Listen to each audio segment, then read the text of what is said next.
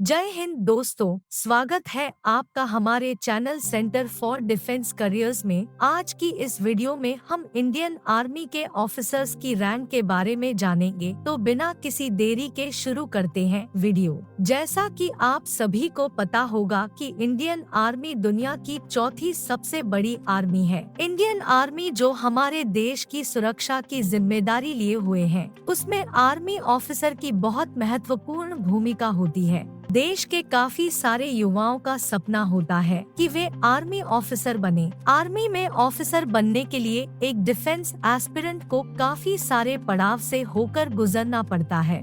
सबसे पहले eligible candidate को एक डिफेंस सर्विस एग्जाम देना पड़ता है, जिस एग्जाम को यूपीएससी साल में 2 बार कंडक्ट करती है। एग्जाम क्लियर करने के बाद इंटरव्यू प्रोसेस से गुजरना पड़ता है। उसके बाद इंटरव्यू क्लियर किए हुए कैंडिडेट का मेडिकल टेस्ट होता है। तब जाकर उसके बाद कैंडिडेट की रिटन एग्जाम, एसएसबी इंटरव्यू और मेडिकल के आधार पर मेरिट लिस्ट बनती है। इंडियन आर्मी की रैंक को 3 भागों में बांटा गया है। सबसे पहले है कमीशन ऑफिसर, दूसरी है junior commission officer. Junior commission officer group B के ऑफिसर के इक्विवेलेंट होती है। और तीसरी है non commission officer. Army officer को कमीशन ऑफिसर के नाम से जाना जाता है, जो आईएएस और आईपीएस रैंक के इक्विवेलेंट है। इस वीडियो में हम बात करेंगे कमीशन ऑफिसर के बारे में। कमीशन ऑफिसर में 9 रैंक होती है। बात करते हैं कमीशन ऑफिसर यानी आर्मी ऑफिसर में आने वाली 9वीं नंबर की रैंक के बारे में, जो है लेफ्टिनेंट।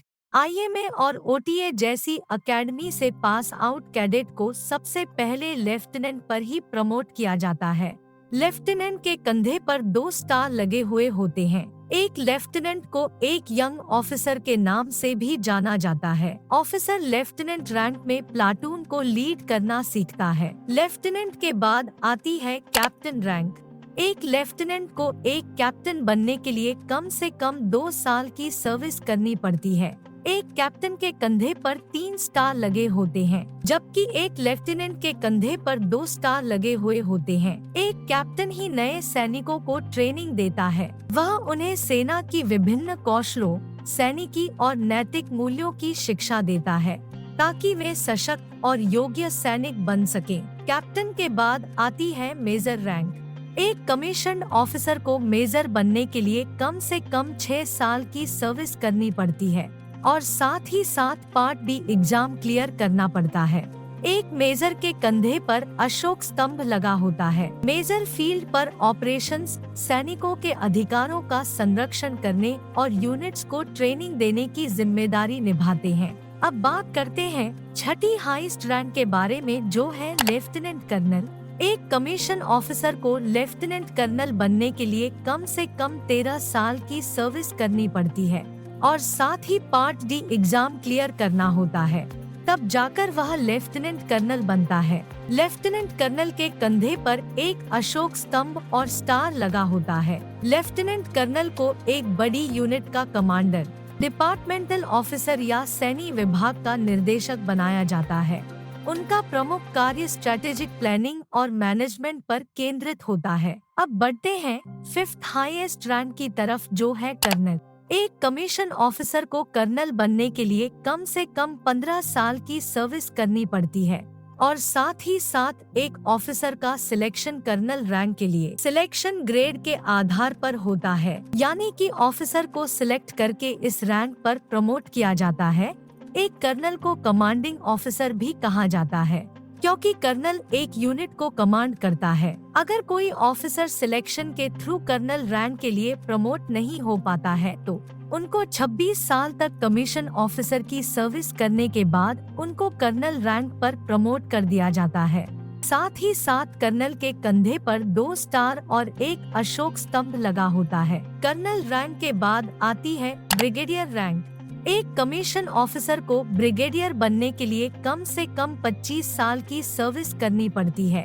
एक ब्रिगेडियर के कंधे पर 3 स्टार और एक अशोक स्तंभ लगा होता है। एक ब्रिगेडियर एक ब्रिगेड को कमान करता है और एक ब्रिगेड में करीब 3000 सैनिक होते हैं। अब बात करते हैं 3rd हाईएस्ट रैंक के बारे में, जो है मेजर जनरल। एक कमीशन ऑफिसर को मेजर जनरल बनने के लिए कम से कम 28 साल की सर्विस करनी पड़ती है। मेजर जनरल एक 2 स्टार रैंक होती है। मेजर जनरल के कंधे पर रेड कलर की आउटलाइनिंग के साथ एक स्टार और तलवार के साथ बैटन लगा होता है।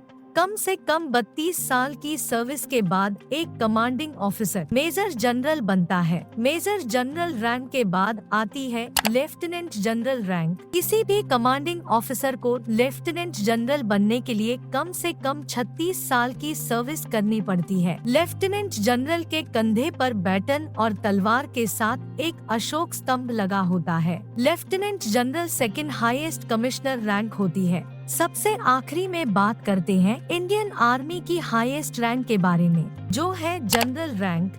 जनरल ऑफिसर इंडियन आर्मी का सबसे ऊंचा पद होता है और यह एक बहुत ही महत्वपूर्ण पद होता है। एक जनरल के कंधे पर बैटन तलवार के साथ एक स्टार और एक अशोक स्तंभ लगा होता है। जनरल एक 4 स्टार रैंक ऑफिसर होता है। एक जनरल को कमांडर इन चीफ भी कहा जाता है। कमांडर इन चीफ यानी कि जनरल का मुख्य उद्देश्य संगठनात्मक और युद्ध योजना को संचालित करना होता है और साथ ही अन्य देशों की सेना के साथ संबंध भी बनाने होते हैं। ये थी इंडियन आर्मी की 9 ऑफिसर रैंक्स।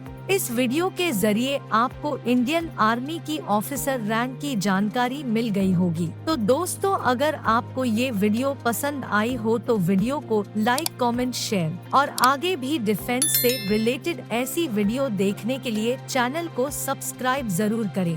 साथ ही हमें इंस्टाग्राम पर फॉलो करना ना भूलें। मिलते हैं अगली वीडियो में, तब तक के लिए जय हिंद, जय भारत।